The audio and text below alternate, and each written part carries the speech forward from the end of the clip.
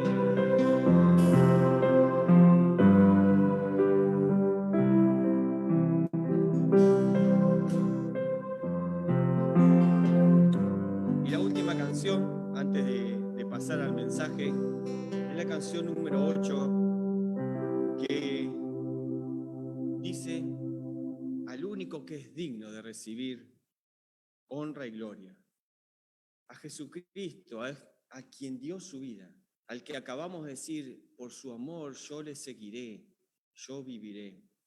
Él es el único digno de recibir nuestra gloria y honra.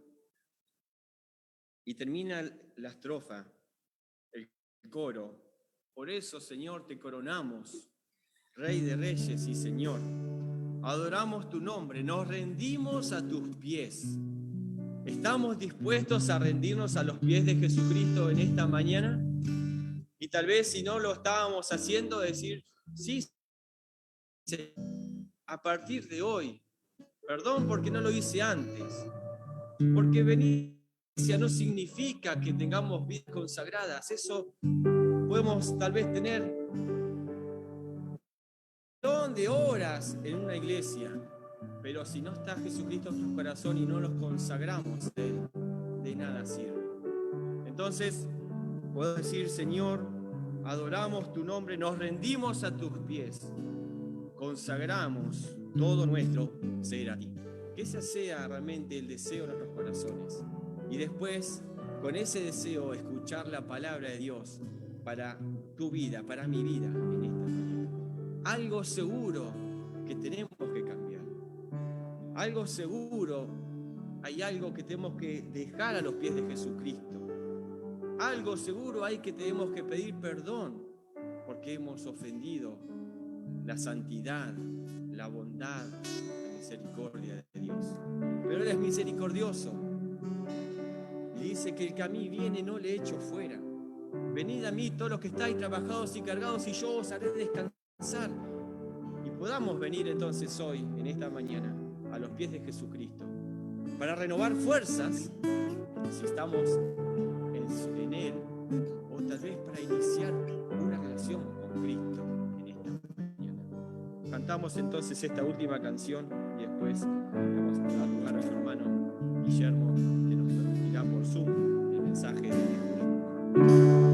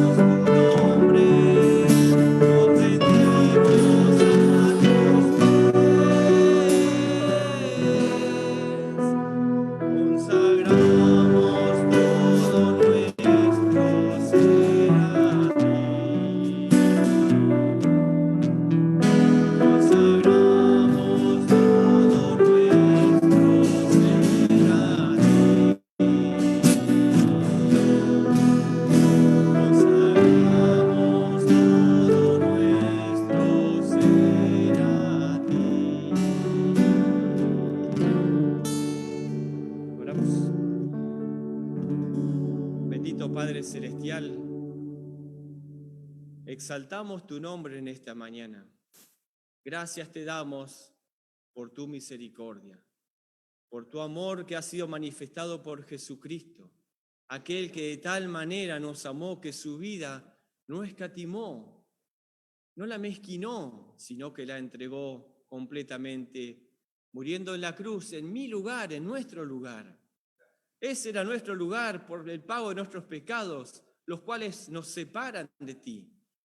Y porque la paga del pecado es muerte. Pero damos gracias que la dádiva de Dios es vida eterna en Cristo Jesús. Señor, exaltamos, damos honor a tu nombre en esta mañana. Y queremos decirte, Señor, por tu amor que has manifestado hacia nosotros, queremos ahora servirte. Queremos seguirte. Queremos consagrar nuestras vidas a tus pies. Y Padre, queremos ahora estar con corazones dispuestos, con oídos abiertos para oír tu voz, tu consejo en esta mañana. Señor, bendice a nuestro hermano Guillermo. Señor, que tú pongas en él las palabras que tú has puesto en su corazón para que nos comparta a nosotros y juntos, desde allá y desde aquí, poder sumergirnos en tu palabra para poder refrescar nuestras almas. Como el ciervo brama por las aguas en el desierto, Señor, así también es nuestra alma en esta mañana, que queremos ser saciados por tu palabra. Padre, te alabamos y glorificamos en esta mañana y lo hacemos en el nombre precioso de Cristo Jesús. Amén. Muy bien, pueden tomar asiento. Bueno, y entonces tenemos la visita de nuestro hermano Guillermo, que le vamos a pedir que primeramente se presente, que nos diga bien su nombre, de dónde es, cómo está conformada su familia, y bueno, y que el Señor te utilice y nos puedas compartir el mensaje en esta mañana. Bueno, buenos días a todos los hermanos, las hermanas. La verdad que agradecidos por la invitación. Lo primero que les quiero decir es que todo esto es muy raro, porque ustedes están algunos en la iglesia, otros en su casa y yo acá desde Junín. Pero es también una bendición poder estar compartiendo. Mi nombre es Guillermo Genovese, me presento un poquito. Tengo 43 años. Vengo de un hogar cristiano. Me convertí al Señor a la edad de 16 y desde ahí he tratado de servir al Señor, altibajos como todos, pero gracias a Dios continuamos en el camino del Señor y sirviendo al Señor, sirviendo en la iglesia, acá en Junín, la iglesia de Dios es Amor, acá en la calle Quintana, 919, con mi familia, que no están porque estuvieron en la otra reunión y ahora andan haciendo otras actividades. Así que acá estoy solito para compartir la palabra con ustedes. Bueno, el contacto es a través de Rubén, Michel y Patricia, que de Junín, que la hemos cedido. Y bueno, la alegría de poder compartir. La verdad que no conocía la iglesia, estoy viendo ahí, es un hermoso templo el que tienen. Y bueno, tal vez algún día podamos estar ahí visitándolos en persona. Cuando me encargaron, me avisaron y me invitaron para dar el mensaje, me dieron el pasaje de Hechos capítulo 8. Estuve orando y leyendo y meditando y encontré, hermanos, que es un capítulo bastante extenso y que va a ser muy difícil poder abarcar todo el capítulo en una reunión. Así que vamos a centrarnos en algunos puntos del capítulo y en otros será algo por ahí más superficial y en algún momento que tal vez se pueda retomar. Pero lo primero que quisiera hablar es un poquito del contexto, de cómo llegamos a Hechos capítulo 8. Por lo que yo veo, ustedes están estudiando en serie el libro de Hechos, capítulos por capítulos, y eso es algo muy bueno. En nuestra iglesia lo hicimos mucho tiempo, ahora justamente no estamos teniendo estudios secuenciales y bueno, es algo que estamos pensando. Bueno, en realidad sí estamos los miércoles estudiando la epístola a los Colosenses en forma secuencial, pero era algo que hacía un tiempo que habíamos dejado de hacerlo y que creemos que es muy bueno estudiar la Biblia así. Yo quería hablar un poquito del contexto porque en el capítulo anterior, ustedes ya habrán visto, que termina el capítulo con la muerte de Esteban, el primer mártir, pero todo el capítulo 7 la gran parte del capítulo 7 es un gran discurso de Esteban, que hace un recorrido de la historia de todo el pueblo de Israel.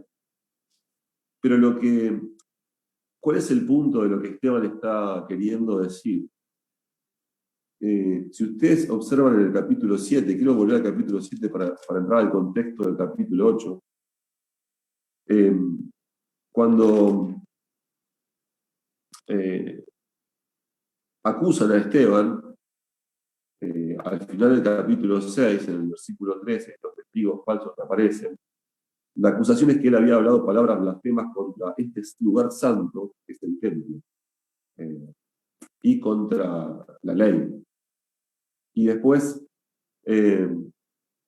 versículo 14 dice, pues le hemos oído decir que ese Jesús de Nazaret destruirá este lugar, otra vez el templo, y cambiará la costumbre que nos dio Moisés. Y, hermanos, todo el discurso de Esteban llega a un punto culminante cuando él llega al versículo 46 de Hechos capítulo 7, si ustedes tienen su Biblia ahí, Hechos 7, 46.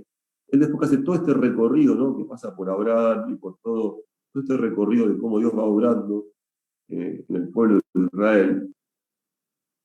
Llega al versículo 45 del capítulo 7, nombra a David y dice en el 46, este David halló gracia delante de Dios y pidió proveer tabernáculo para el Dios de Jacob, mas Salomón le edificó casa. Y ahí habla del templo. Y fíjense lo que dice después Esteban.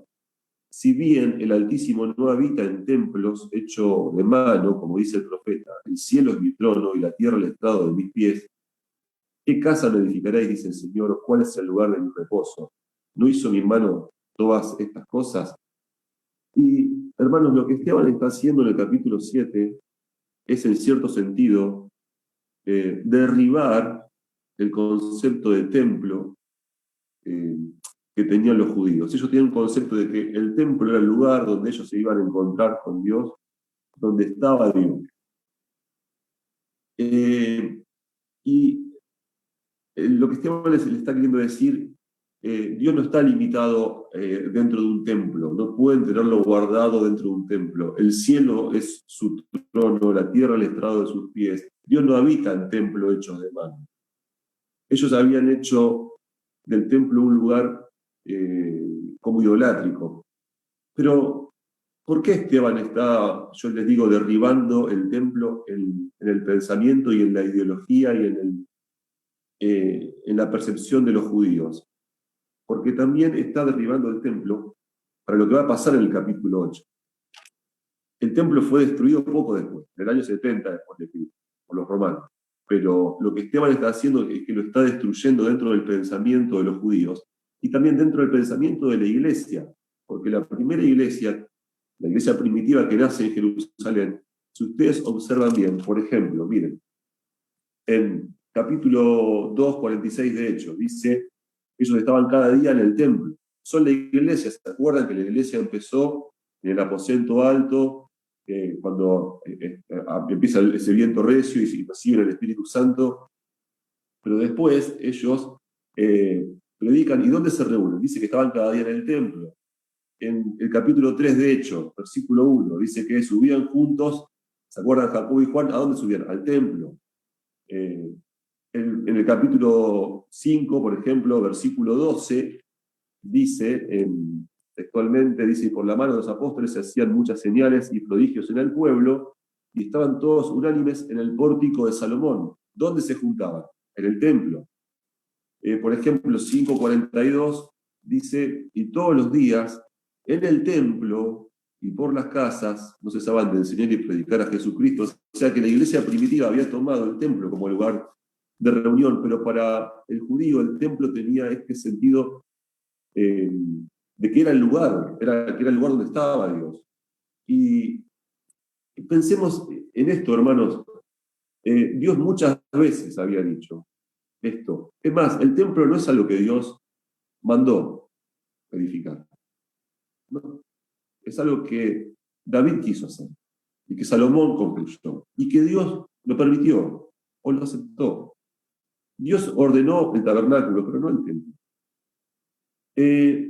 Y el pueblo de Israel había tomado el templo como, por ejemplo, en Jeremías capítulo 7, el profeta le dice al pueblo,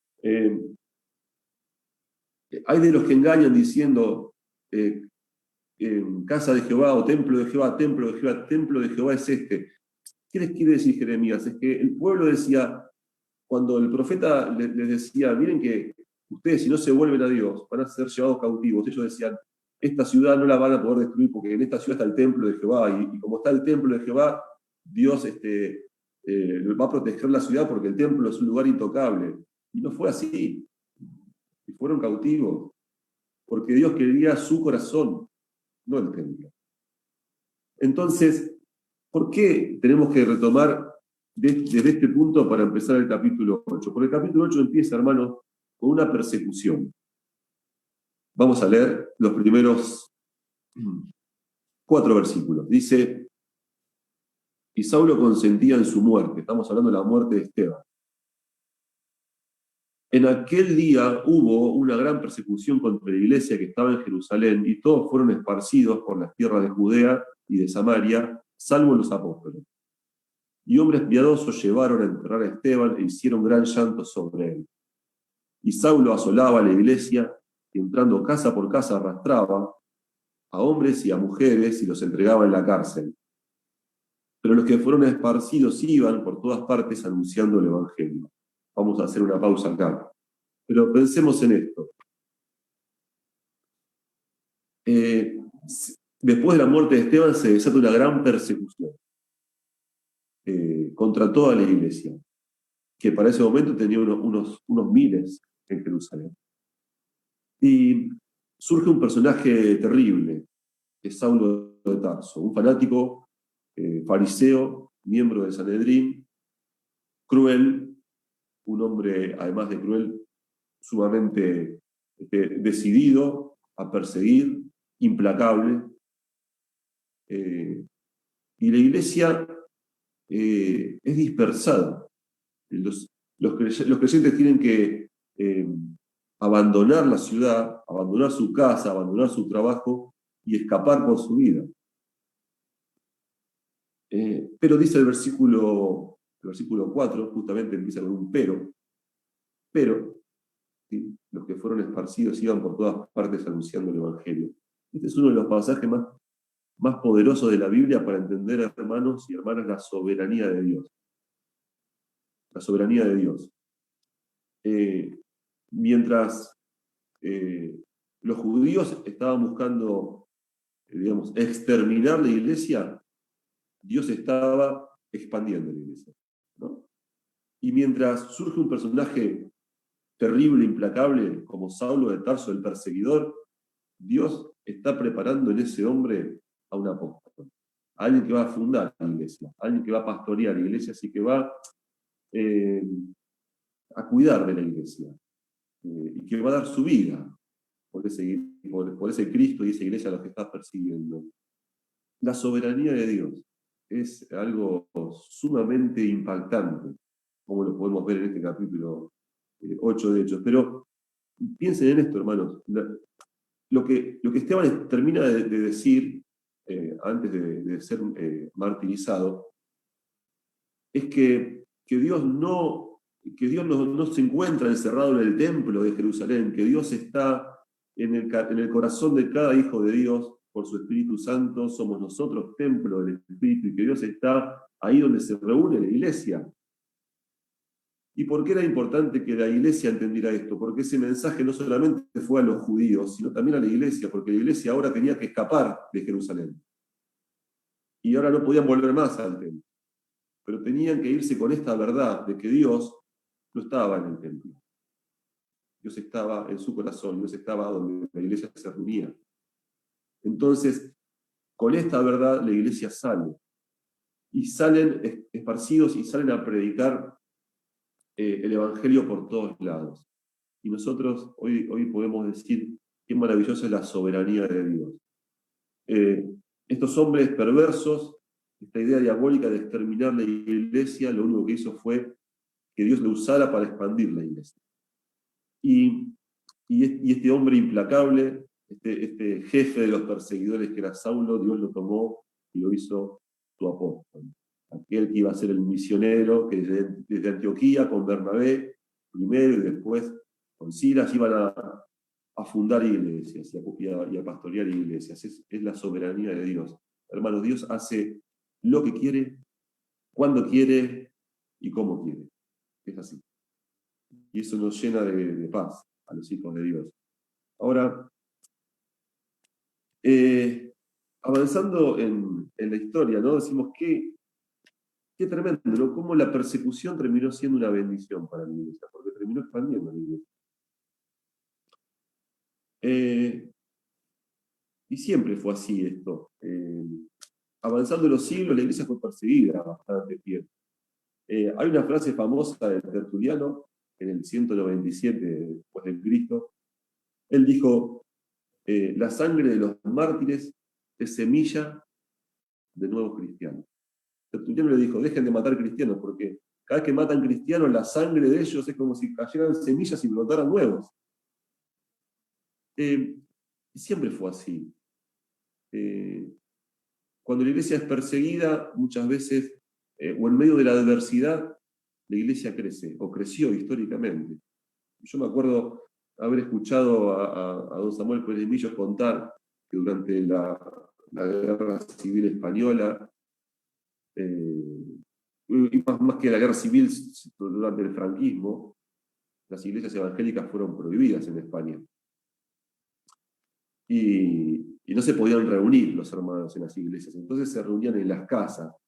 Pero los hermanos se habían organizado de tal manera, de todas las denominaciones evangélicas, de tal manera que se reunían en las casas y hacían un fondo de dinero, porque cuando eran descubiertas esas reuniones o cuando alguien los denunciaba, llegaba la Guardia Civil y los metía presos, sobre todo a los pastores, y les cobraba una gran multa, una fianza para ponerlos en libertad. Entonces las iglesias juntaban dinero para que ir y rescatar a los pastores que terminaban presos de una o de otro lugar. Cuando pasó el franquismo y se levantó la prohibición, según contaba don Samuel, cuando los hermanos que se estuvieron reuniendo en las casas y en secreto y escondidos y con miedo, cuando esos hermanos dicen que volvieron a la iglesia, según cuenta, las iglesias, las personas no cabían en la iglesia, porque en ese momento de persecución, la iglesia, que no se podía reunir en su templo, en las casas había crecido muchísimo. Y siempre es así. Ahora, tenemos nosotros total libertad de culto y de reunirnos.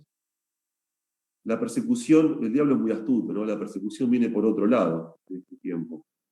Es con ideologías, es a través de medios de comunicación, es a través,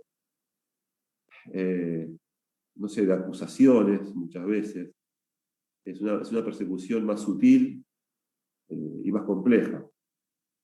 Pero en la iglesia hoy por hoy, hermanos, también tenemos que salir al mundo y llevar el evangelio. A veces estamos un poco retraídos, ¿no? Un poco encerrados en nosotros mismos o en nuestro pequeño grupo en la iglesia. Necesitamos salir al mundo en este tiempo que también es un tiempo adverso. Yo pensaba que el mensaje hoy tiene dos ejes: es predicar en la adversidad y predicar en la diversidad, que es lo que vamos a ver a continuación, pero es un tiempo adverso para el evangelio. Las ideologías de este mundo. Bueno, ustedes habrán visto que ahora Netflix sacó una serie, se llama El Reino. Es una serie que no la vi, ni la voy a ver, pero por los comentarios es una serie que desprestigia a la iglesia, a los pastores, y cuando los pastores hicieron una carta en protesta o en reclamo sobre el tratamiento que se les da a la iglesia, salieron de todos lados. Yo he visto por lo menos 3 o 4 artículos en página 12 y todas acusaciones y defendiendo a Claudia Piñeiro, que es la autora, y acusando a los cristianos de un montón de cosas. Y ahora Netflix dice que ya va a haber segunda temporada. Esa es la persecución, hermano. Es la persecución que nuestros chicos en la escuela perciben todos los días. cuando quieren levantar los valores cristianos sobre un mundo que está totalmente corrompido. En medio de la adversidad tenemos que predicar, salir a predicar. Este es un mensaje que necesitamos escuchar, ¿no? El hecho de que en la adversidad la iglesia nunca se detuvo. Tenemos que ir al mundo y llevar el evangelio porque el mundo lo está necesitando. Ahora, ahí está Felipe, dice el versículo 5 que Felipe, descendiendo a la ciudad de Samaria, dice, les predicaba a Cristo. Y la gente, dice el versículo 6, unánime escuchaba atentamente las cosas que decía Felipe, oyendo y viendo las señales que hacía. Porque de muchos que tenían espíritus inmundos salían estos dando grandes voces, y muchos paralíticos y cojos eran sanados. Así que había gran gozo en aquella ciudad. Pero había un hombre llamado Simón, que antes ejercía la magia en aquella ciudad, y había engañado a la gente de Samaria, haciéndose pasar por algún grande. A este oían atentamente todos, desde el más pequeño, ahí pequeño no es de edad, sino desde el más insignificante, digamos, hasta el más importante, hasta el más grande, diciendo, este es el gran poder de Dios. Versículo 11, y le estaban atentos porque con sus artes mágicas les había engañado mucho tiempo. Pero cuando creyeron a Felipe, que anunciaba el evangelio del reino de Dios, del nombre de Jesucristo, se bautizaban hombres y mujeres. También creyó Simón mismo, y habiéndose bautizado, estaba siempre con Felipe, y viendo las señales y grandes milagros que se hacían, estaba atónito. Cuando los apóstoles que estaban en Jerusalén oyeron que Samaria había recibido la palabra de Dios, enviaron allá a Pedro y a Juan, los cuales, habiendo venido, oraron por ellos para que recibiesen el Espíritu Santo, porque aún no había descendido sobre ninguno de ellos, sino que solamente habían sido bautizados en el nombre de Jesús. Entonces les imponían las manos y recibían el Espíritu Santo.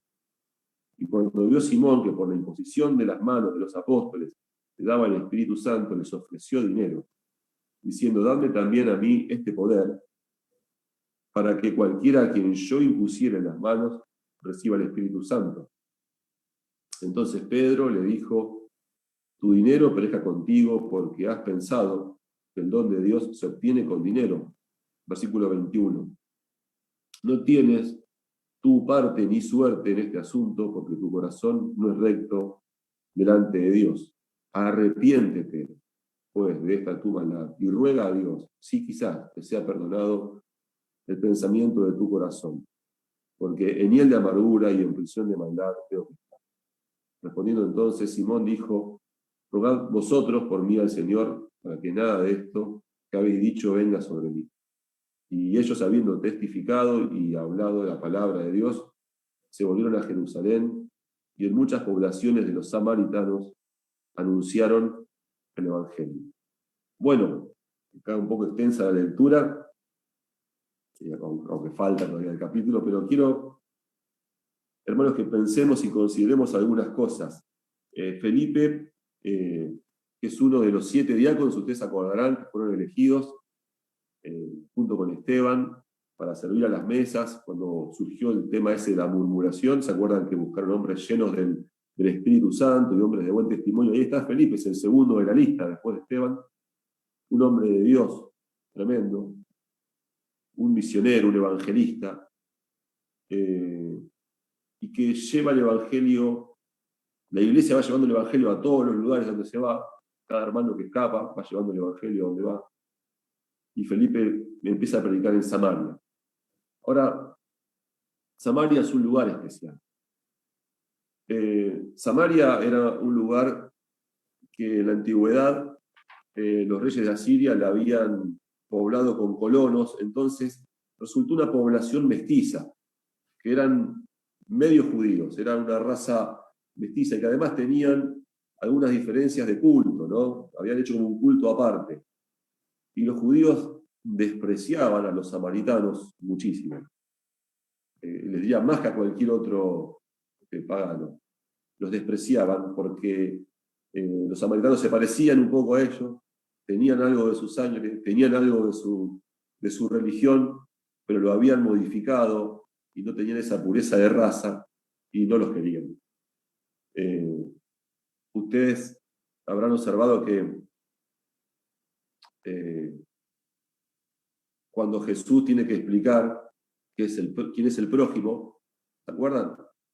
Cuando ahí uno de los escribas le pregunta sobre el mandamiento más importante, y el Señor Jesús le dice: amarás también, primero dice: amarás a Dios con todo tu corazón, con toda tu alma, toda tu mente, todas tus fuerzas, y a tu prójimo como a ti mismo. Y este hombre, para justificarse, le dice: ¿quién es mi prójimo? Y Jesús le enseña con una parábola que conocemos como la parábola del buen samaritano, y Jesús le plantea esta historia, donde hay un hombre tirado en el suelo, en el camino, porque lo asaltaron, lo golpearon, y pasa un levita, y pasa un sacerdote, y lo ven, pero lo ignoran, y pasa un samaritano, y lo ayuda, ¿no? Baja de su cabalgadura, lo cura, lo lleva al mesón, cuida de él, paga para que lo atiendan.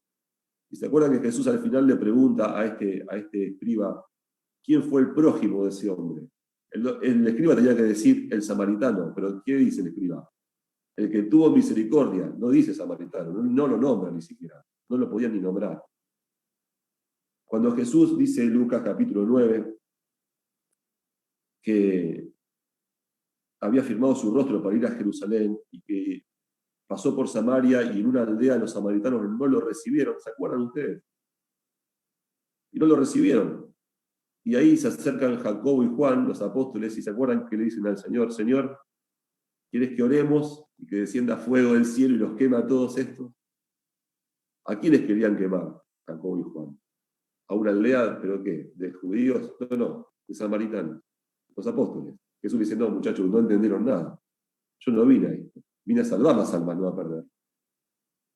Ahora, el único que no veía, el único, yo les diría, hermanos, el único judío, porque vimos, y los escribas no querían, pero los apóstoles decían: bueno, Señor, si oramos para que venga fuego, tal son samaritanos. El único judío que tuvo una mirada distinta sobre los samaritanos fue Cristo. Porque en Juan capítulo 4, él se encuentra solo en un lugar en Samaria, y los discípulos van a comprar comida, y van los 12, porque no era fácil para los judíos también manejarse ahí en Samaria, ¿no? La bronca era recíproca, entonces van todos juntos, más que a comprar, a conseguir comida, a ver cómo lo hacían. Tal vez tenían que ir todos juntos para mostrar cierta fortaleza y que le vendieran la comida, para ejercer cierta presión. Cristo queda solo y aparece una mujer. Ahora pensemos en esto. En la antigüedad, un judío no hablaba públicamente con una mujer. Y segundo, un judío no hablaba con un samaritano.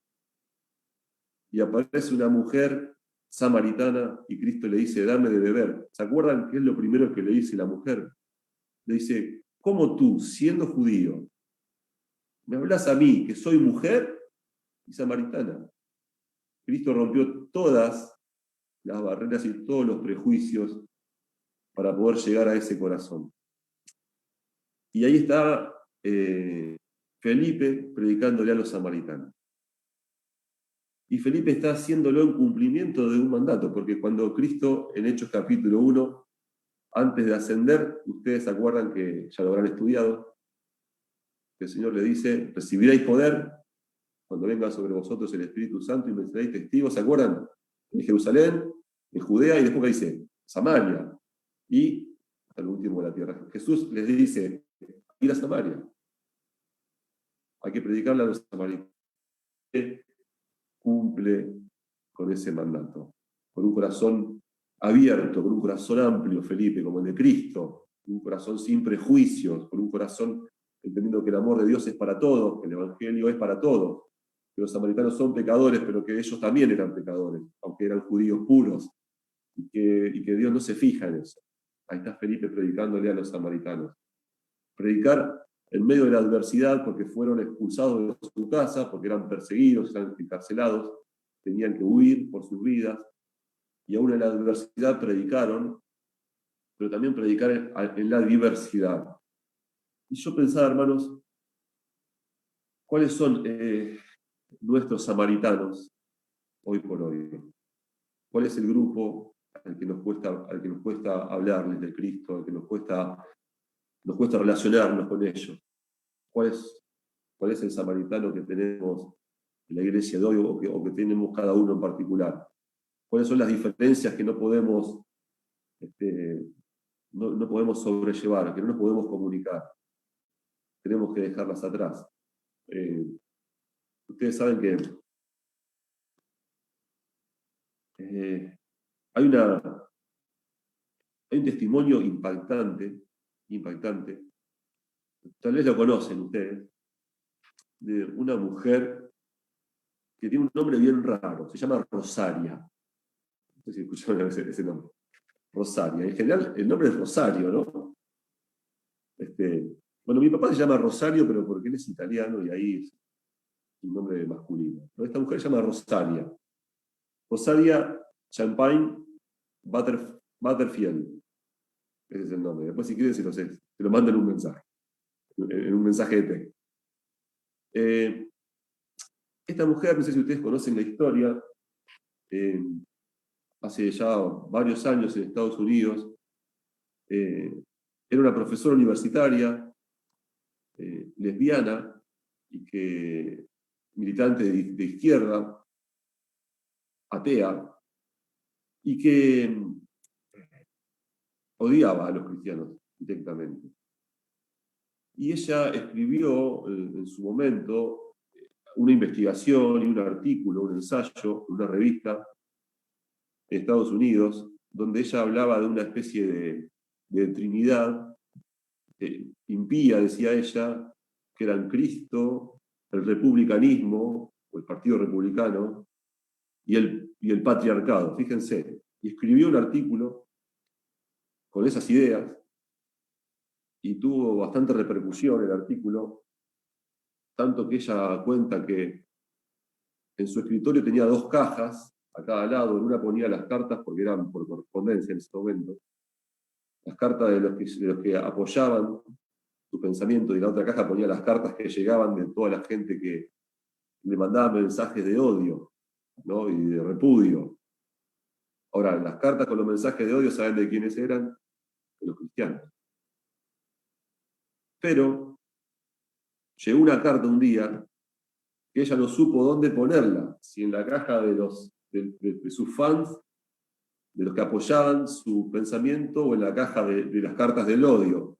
Porque esta carta, que era de un pastor llamado Ken Smith, en un tono amable, le preguntaba de dónde sacaba ella sus interpretaciones, si estaba seguro de lo que ella estaba escribiendo era la verdad, y que por qué no charlaban esas cosas, y le invitaba a cenar, junto con él y su esposa, le invitaban a cenar a su casa. Y esta mujer quedó sorprendida porque la carta no la podía tirar ni en la de sus fans, porque no lo era, ni tampoco en la caja de las cartas de odio, porque no era una carta de odio. Entonces luchó con esa carta mucho tiempo, la dejó ahí, hasta que aceptó la invitación, y fue una invitación, y fue otra, y empezó como una especie de amistad con este pastor y su esposa, y empezó a leer la Biblia.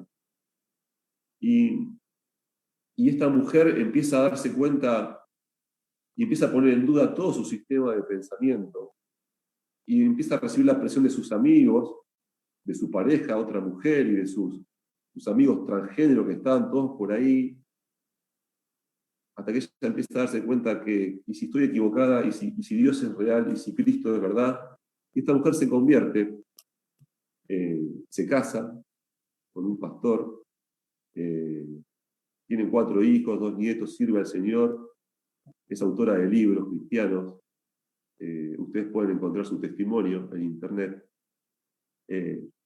Escribió un libro que se llama algo así como El pensamiento secreto de un converso poco probable. Ella se consideraba a sí misma como un converso poco probable. Era poco probable que ella se convirtiera. Pero ¿para qué les cuento todo esto, hermanos?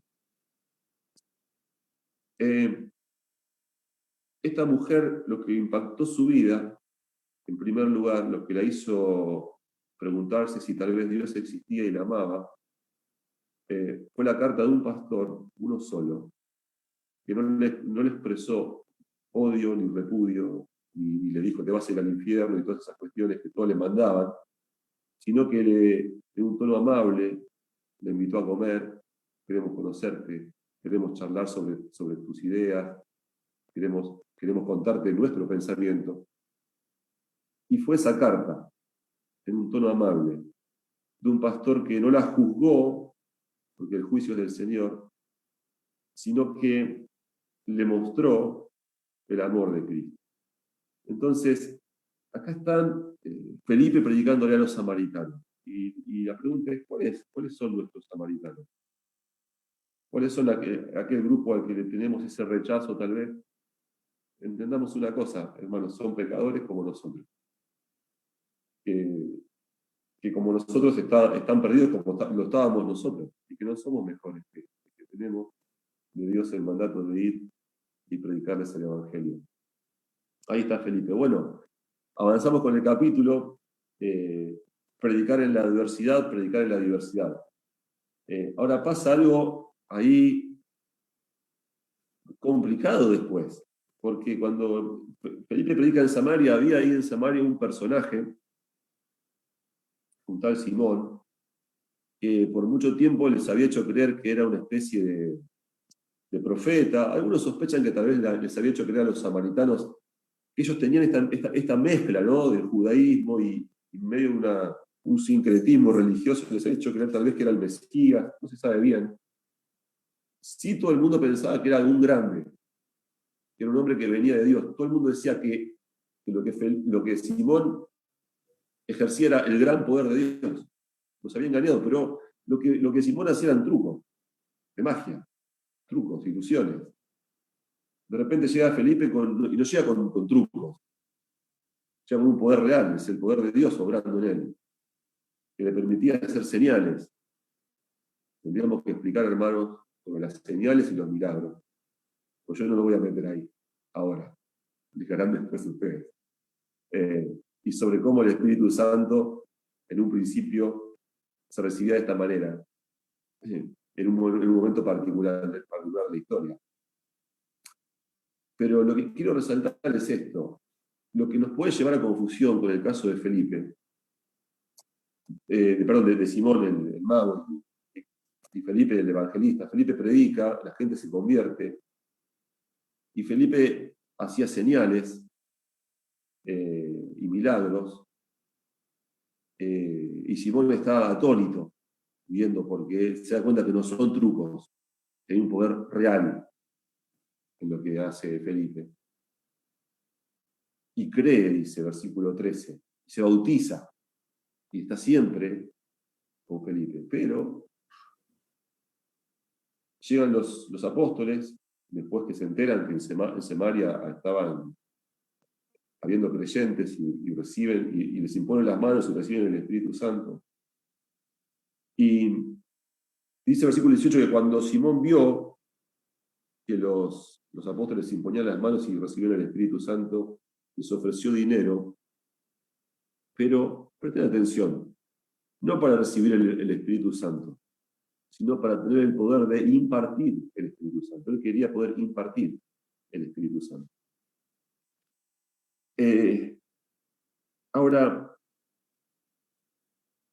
¿qué significa esto? ¿Cuál es la diferencia? De que él no quería recibirlo, sino impartirlo. Eso implicaba el hecho de poder tener un control sobre el poder.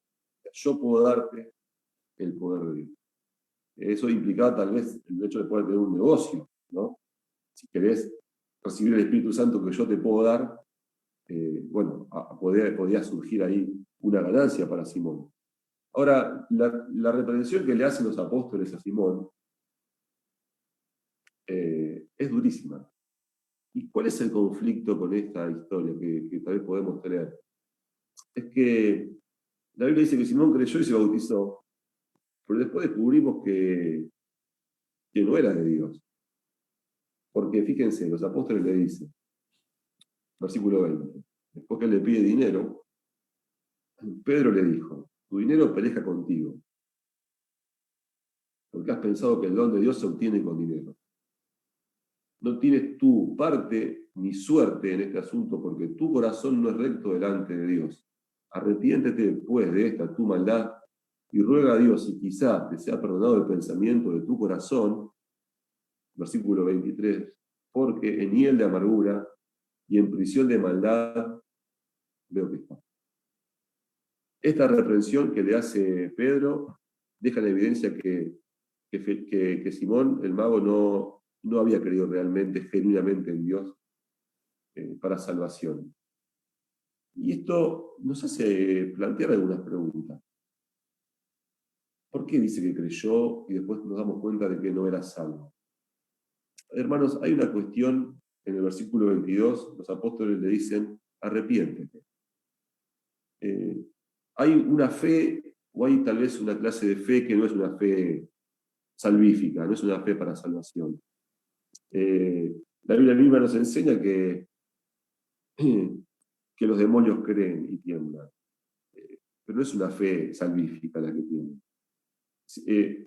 Simón el mago se dio cuenta de que existía un Dios real, y que había un poder real, y que Felipe era un hombre que representaba ese poder, pero nunca creyó que ese poder y esas señales justamente señalaban a Cristo y que él tenía que poner su fe en Cristo como Salvador de forma personal. Saben que a veces tenemos que tener cuidado cuando predicamos el Evangelio, porque muchas veces falta esta idea del arrepentimiento. La otra vez, hace un tiempo ya, estábamos con un hermano en la iglesia, estábamos revisando un material de discipulado que habíamos recibido, y el material estaba muy bueno, muy atractivo, y muy interesante. Era un breve discipulado para nuevos creyentes, y suelen empezar estos discipulados predicando el Evangelio. Y cuando lo veíamos en la predicación, en ningún momento se hablaba del arrepentimiento, ¿no? A veces se pone mucho énfasis en aceptar, en recibir, pero la Biblia nos dice que nos tenemos que arrepentir. Cuando Pedro predica ese primer sermón, ustedes lo habrán visto en Hechos capítulo 8, que los judíos dicen que se compungieron de corazón, fueron realmente quebrantados. Cuando Pedro le dice, este es Jesús al que ustedes mataron, este es el Cristo, ellos se compungieron de corazón, y se acuerdan que le dijeron, ¿qué haremos? Y lo primero que le dice Pedro que es, arrepienten. Hay que arrepentirse. Acá tenemos a Simón el mago, que había visto y que había creído de que sí había un poder, de que sí había un Dios, pero no lo había creído para él en forma personal y no se había arrepentido, porque seguía con el mismo deseo de ser alguien importante, de engañar a la gente, de tener el control de la gente, como lo había tenido hasta que llegó Felipe predicando. Entonces, es interesante esto que pasa en este capítulo, porque cuidado que a veces puede pasar esto, ¿no? De falsos creyentes. La Biblia nos advierte de personas que creen, pero que nunca se arrepintieron.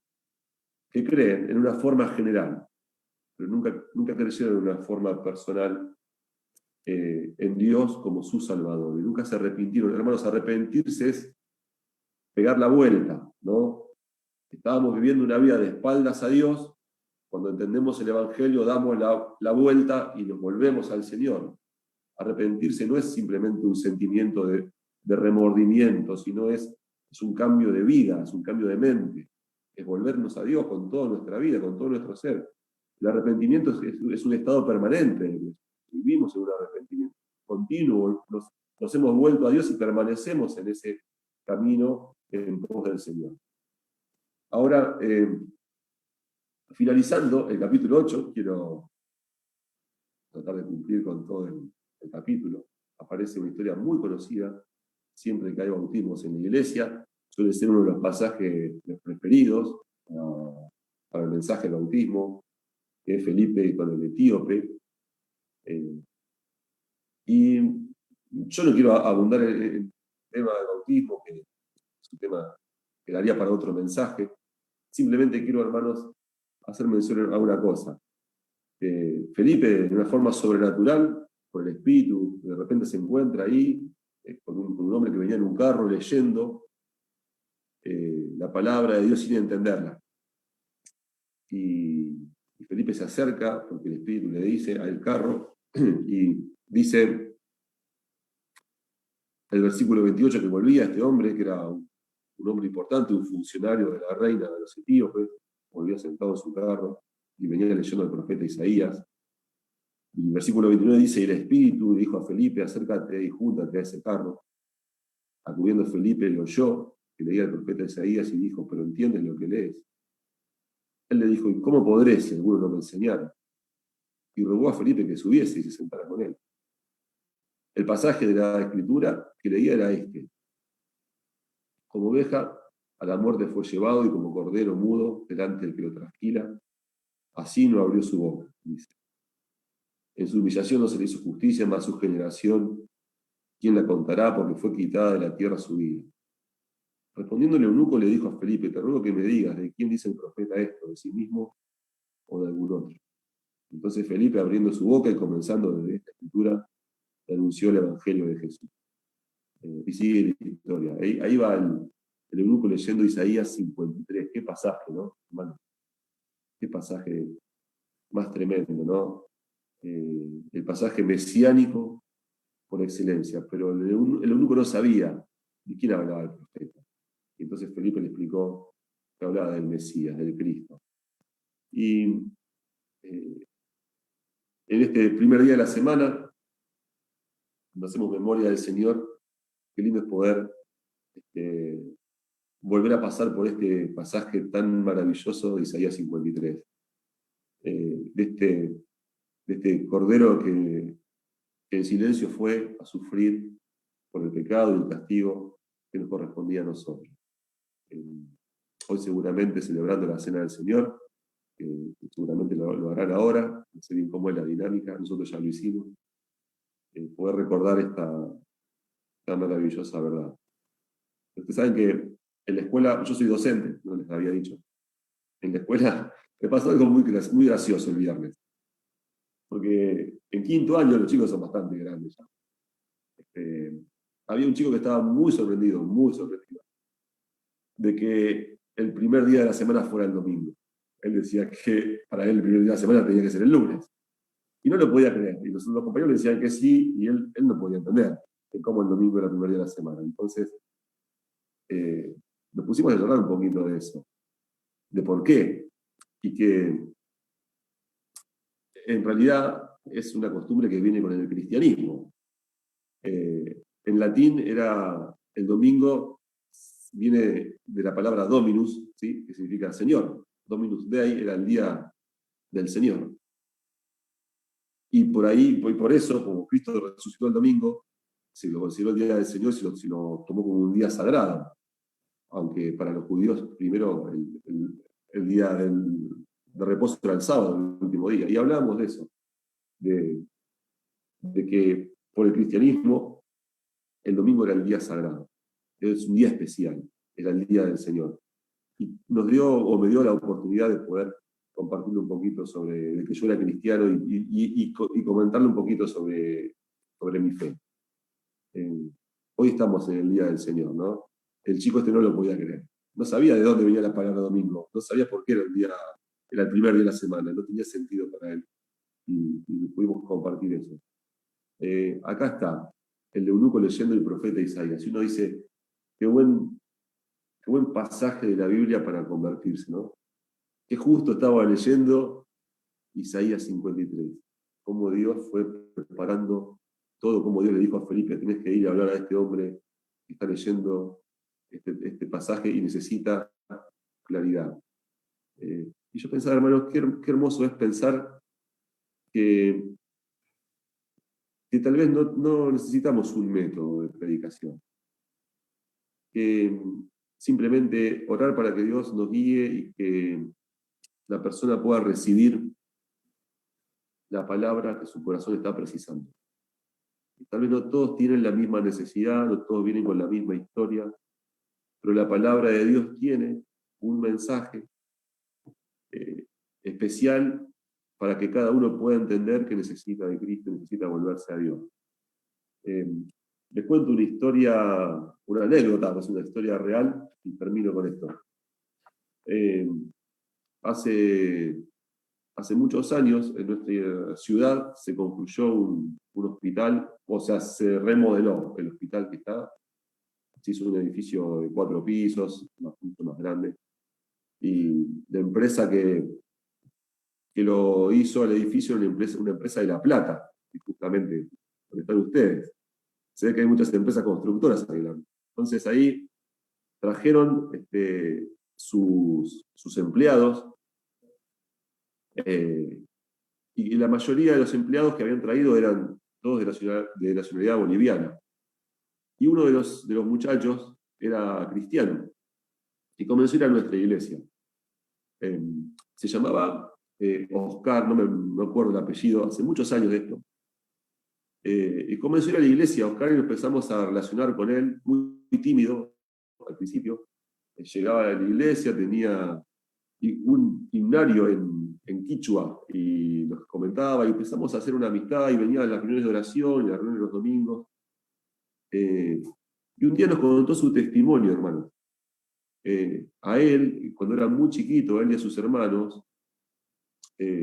su padre creo que no lo habían conocido, pero llegó un momento que su madre también los abandonó, se fue, los dejó solitos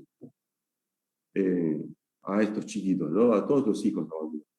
Y ellos se criaron como pudieron,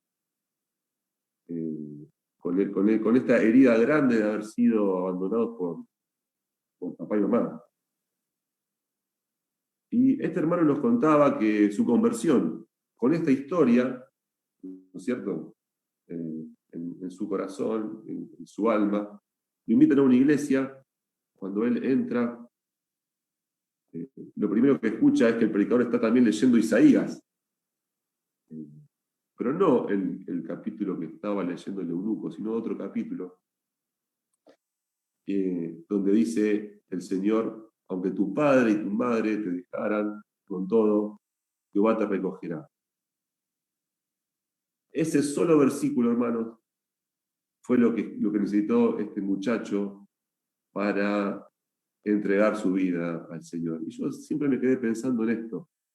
Qué tremendo es cómo Dios preparó al eunuco con el versículo y el pasaje de la Biblia que necesitaba su corazón y puso a Felipe ahí.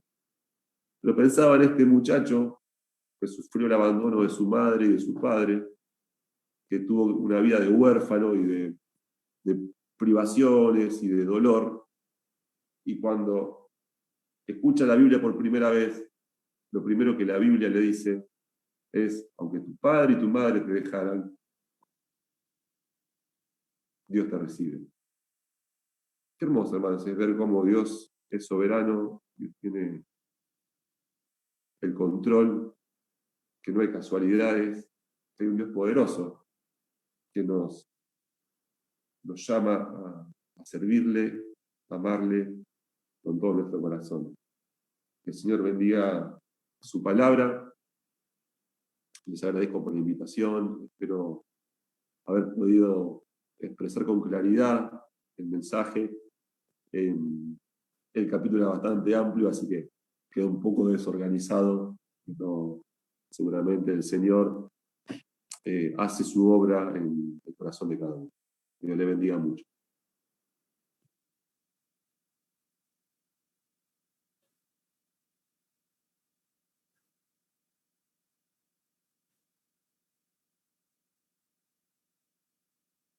Bueno, gracias Guillermo por el mensaje. La verdad, no estuvo desorganizado, sino que estuvo muy alentador, y que el Señor bendiga su palabra en nuestros corazones. Le mandamos saludos a la iglesia en Junín, así que gracias por tu presencia con nosotros. Y bueno, le enviamos saludos a todos los hermanos allá, que el Señor también los fortalezca, los bendiga, los aliente. Gracias. En este tiempo, como has comentado, a veces dificultades como la iglesia primitiva cuando sufrió persecución es donde la iglesia se fortaleció y creció.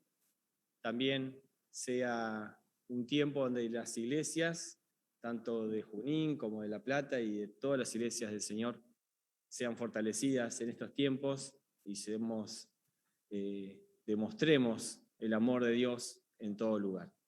Bueno, vamos a despedirnos. Recordamos, la próxima actividad nuestra es dentro de unas horas. A las 4 de la tarde, la actividad con los niños, el festejo del Día del Niño, aquí en la Plaza del Parque Castelli. Generalmente estamos del lado de la calle 24 y 66, sí, es un parque grande, pero generalmente vamos de ese lado del parque, así que los esperamos a las 4 de la tarde o un poquito antes, es mejor. Y bueno, recordemos las próximas actividades. El miércoles a las 20 horas la reunión de oración en este lugar, también en simultáneo por Zoom. Los jóvenes a las 19 horas tienen también su reunión aquí en este lugar. Y el domingo que viene, si el Señor no viene antes, también a las 9:30 la Cena del Señor y a las 11 una reunión de predicación y estudio de la Palabra de Dios. ¿Hay alguna actividad femenina esta semana?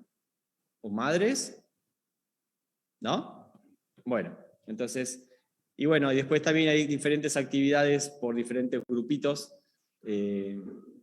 los adolescentes, los chicos, la reunión de varones. Bueno, estemos orando también por cada uno de los ministerios que tenemos en la iglesia. Oramos y nos despedimos. Padre, te damos gracias por este hermoso tiempo, por poder haber abierto principalmente tu palabra, que es en la que nosotros podemos nutrirnos y encontrar tu consejo, ejemplos de siervos que han sido fieles a ti, Señor, que han sido hombres de buen testimonio, llenos del Espíritu Santo, palabras que nos dejan ejemplo para que podamos imitar su fe. Señor, y te rogamos a que tú nos fortalezcas y realmente, como escuchamos, Señor, si hay cosas en nuestras vidas en las cuales también tenemos que abandonar, tenemos que arrepentirnos, Señor, podamos hacerlo. Padre, te damos gracias por que la sangre de Cristo nos limpia de todo pecado. Señor, y que también tú nos fortaleces y tú comienzas una obra en nuestras vidas que la irás perfeccionando día a día hasta tu venida por tu iglesia. Señor, queremos rogarte que ahora nos acompañes, bendigas a cada uno de los presentes, bendigas a la iglesia de Junín y a nuestros hermanos, a sus miembros allá. Señor, también a cada uno de nosotros, y que también ahora, en esta tarde, tú nos acompañes y bendiga la actividad, bendigas a los chicos y familias que estén presentes, no solamente para tener un tiempo de juegos, de diversión, sino principalmente también para mostrar tu amor y también tener oportunidad de compartir el Evangelio. Padre, oramos y nos dejamos en tus manos, rogándote que tú nos acompañes, y lo hacemos en el nombre del Señor Jesús. Amén. Bueno, así terminamos. Bendiciones. Podemos saludar a nuestros hermanos que están por Zoom. Y bueno, ahí está. Levanten sus manos. Saludos. Que el Señor los bendiga. Adiós.